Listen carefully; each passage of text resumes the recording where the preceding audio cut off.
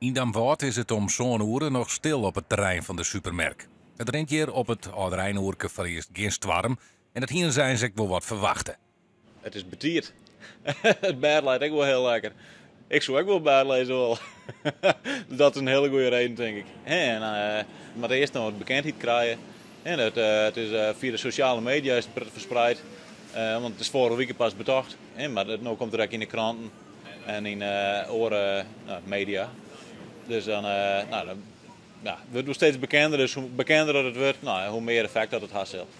Vrouw Boelens is de eerste die het broek maakt van dit tijdstip om te winkelen. Ik wil even naar de post. En ik dacht, dan fiets ik even terug dat ik mijn nodige boodschappen heb. Dus het is net dat ik hamstreer, helemaal net. Daar ben ik helemaal net voor.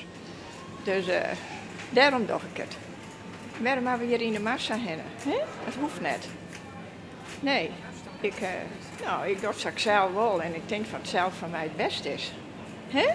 En dit weer lekker rustig, hè? Want je... Ik ben maar alleenig. Troch het extra uurke beginnen ze in deze winkel om 4 uur al met bevoorrieden. En de werknemer bij de kassa begint wat jeder. Dat kennen ze prima aan. Daarom wordt er net tasje op water al het eerste uurke in de winkel omstapt. Ach, Shudden mag een beetje cool aanwijzen. Shudden, het is voor de oudere generatie, maar het is natuurlijk ook voor de meesten die in de zwaar werken. En die er gewoon ook vatbaarder verbinden.